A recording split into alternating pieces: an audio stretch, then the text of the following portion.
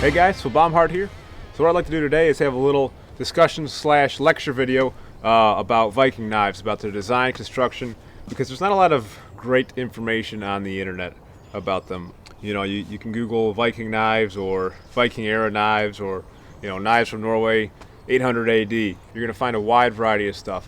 A lot of photos of knives made by modern makers, which are fine, but not all of them are historically accurate. I think there's a lot of misinformation about what a Viking knife should look like, and so this is going to be kind of the results of what I've learned from photos of artifacts that I've found, as well as my own findings from doing blacksmithing and knife making. So this is intended as a reference video for people who are interested in learning more about Viking era knives, and then also people maybe who are just interested in blacksmithing in general. So I've got a couple of knives that I'm working on right now that I forged out of a coil spring. And I think these are really great examples to illustrate some of the points that I want to make.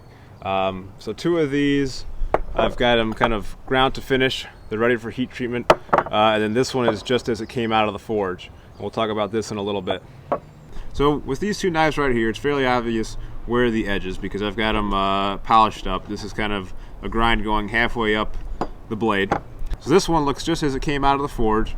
So all this work has been done with the hammer. And this is what a lot of the photos of Viking knives are going to look like when you encounter them either in books or on the internet. So the question is this the cutting edge or is this the cutting edge? So a lot of people might think that this is actually the cutting edge. So it's kind of that Warncliffe type blade, similar to this type of knife. And if my understanding is correct, this is actually a Anglo-Saxon type of knife, not necessarily Viking. A Viking may have carried it, but it does not originate from Norway, Sweden, Denmark. But anyways, with this knife, the way I made this is supposed to be the cutting edge. That was by design.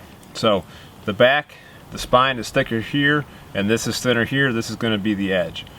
So when you look at a lot of photos of knives, one easy giveaway is corrosion. So if this is all kind of jagged and eaten away by rust, that's where the cutting edge was, because that's the thinner material that disappears first. And you can see that on a lot of sword blades. And another giveaway is the shoulders of the knife, where the blade transitions into the tang. So you see how this is a very hard angle. So that harder transition from spine to tang is important because it lines up better with the handle of the knife when you put it on there. So for example, this is the very first knife that I ever made, and the tang is right in line with the spine of the knife. So I had to carve a groove out the back of the handle to fit the tang in there, and then I riveted it in there. Now, the Vikings actually didn't use rivets, so that would be historically accurate. But just for an example, more of a drop-off was by the blade side.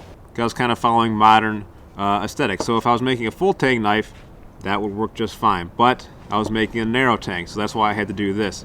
And there's many reasons why this is not a good way to make knives, and that's not how they made them. So with a knife like this is a later knife that I made. This is the knife I forged on the summer solstice. It's got a harder transition, steeper angle from spine to the tang, and then there's a shallower one going from the edge into the tang. And this one you can see is just more aesthetically pleasing. It's got smoother lines, cleaner transition, and it's more comfortable in the hand, easier to use. And all around just a better knife. So looking at this one again, you know, when I fit a handle to this, there will be the cutting edge and it'll just be a nice straight line going from the blade to the handle. And so on knives where you can clearly tell where the cutting edge is, you will see this. You'll see this harder transition from spine to tang. And sometimes it's almost just like this one, almost a straight line from the blade to the tang. And for making these, let me tell you, that does work. So here's an example of that. This one, it's got a harder transition, but I butted the handle of the knife right up to it. There's a little bit of that's a shallower one right there, a bit of a deep ricasso. But this one I think, other than the pin in the handle, would be very typical of a Viking knife. Now I did do some where the tang goes all the way through the handle, just like this one, where the end of the tang is poking out right there. But a lot of the knives that I found from my research have got short tangs. So short relative to the length of the blade. And near as I can figure, they must have just been glued in, possibly friction fit. You'd be surprised how well that works. But maybe pine pitch or hide glue would hold that in there. So I've done some knives like that where it's just held in with glue, no pins or anything like that, and they work just fine.